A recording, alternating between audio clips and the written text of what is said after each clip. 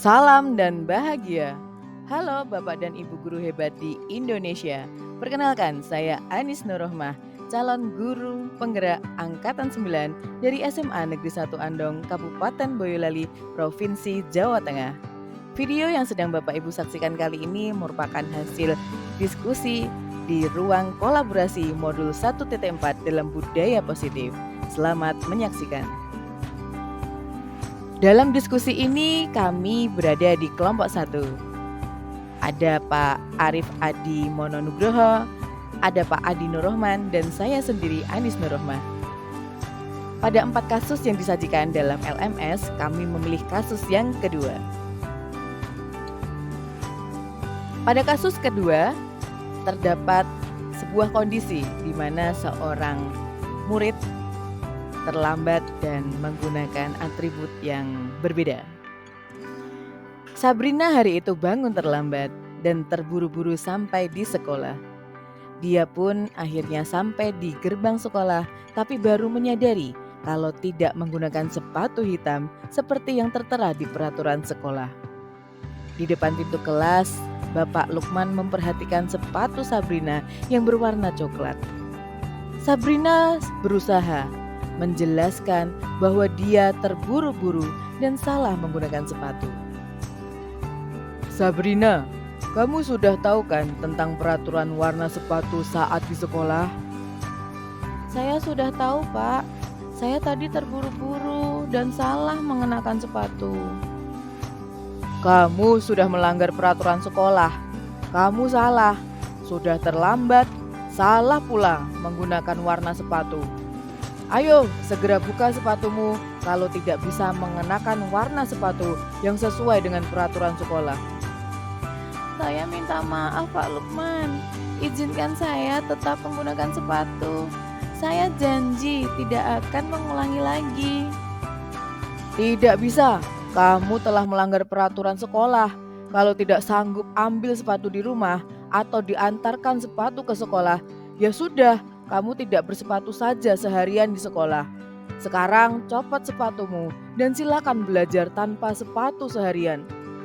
Baik, Pak Lukman. Seharian Sabrina tidak berani berkeliling sekolah karena ia merasa malu dan lebih banyak berdiam diri di kelas tanpa alas sepatu. Pertanyaan pertama, dalam kasus tersebut, sikap posisi apakah yang diambil oleh Pak Lukman? Jelaskan. Apakah indikatornya? Kelompok kami menganggap bahwa Pak Lukman bersikap sebagai penghukum, sebab Pak Lukman melakukan tindakan yang menurutnya benar. Indikatornya yang pertama adalah Pak Lukman bertindak sebagai pihak yang superior. Yang kedua, Pak Lukman tidak menerima konfirmasi dari Sabrina.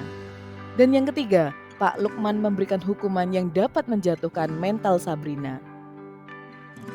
Pertanyaan kedua, bila Pak Lukman mengambil posisi sebagai seorang manajer, apa yang akan dikatakan terkait pertanyaan-pertanyaan yang akan diajukan kepada Sabrina? Yang pertama, Pak Lukman tentu saja akan mengatakan, Sabrina, kamu bukan satu-satunya murid yang pernah melakukan ini. Langkah pertama adalah menstabilkan identitas. Sebab ketika seseorang dalam kondisi emosional, maka otak tidak akan mampu berpikir rasional. Guru seharusnya menstabilkan identitas murid agar ia tenang dan mencari solusi untuk menyelesaikan permasalahan. Langkah yang kedua yang dilakukan adalah memvalidasi tindakan. Pak Lukman dapat mengatakan, Sabrina, kamu tentu punya alasan mengapa menggunakan sepatu coklat. Hal ini menjadi penting karena guru harus memahami alasan kenapa dan mengapa atau bagaimana murid tersebut melakukan suatu tindakan. Yang ketiga, Pak Lukman dapat mengatakan, menurut Sabrina, apa hal yang bisa dilakukan untuk memperbaiki kondisi ini? Dalam teori kontrol menyatakan bahwa kita pada dasarnya termotivasi secara internal. Ketika identitas sukses telah tercapai pada langkah 1 dan tingkah laku yang telah divalidasi pada langkah yang kedua, maka anak akan siap untuk dihubungkan dengan nilai-nilai yang dia percaya dan berpindah menjadi orang yang dia inginkan. Pertanyaan ketiga, Kira-kira bila Anda adalah seorang kepala sekolah di sekolah tersebut, nilai kebajikan apa yang akan dituju ketika peraturan sekolah mewajibkan sepatu berwarna hitam? Menurut kelompok kami ada nilai kebajikan disiplin, tanggung jawab, kesetaraan. Lalu bagaimana Anda menyikapi langkah-langkah yang diambil Pak Lukman mengenai kasus tersebut? Di kelompok kami menganggap bahwa memanggil Pak Lukman secara personal. Yang kedua, kepala sekolah akan menerapkan segitiga restitusi dan tentu saja memiliki posisi kontrol sebagai manajer. Melalui kasus yang kedua, kita akan bersama-sama melakukan refleksi bahwa yang pertama, guru sering menjadi pihak superior yang lebih memahami kondisi murid. Yang kedua, refleksi kami adalah guru harus menjadi seseorang yang berpikiran terbuka dan mau menerima konfirmasi dari murid tanpa menjatuhkan mental murid.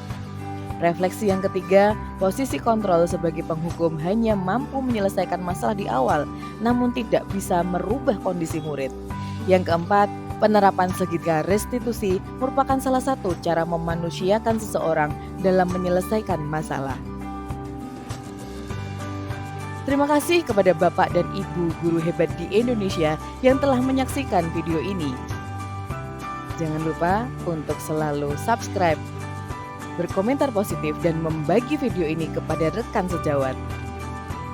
Guru penggerak, tergerak, bergerak, menggerakkan. Salam dan bahagia.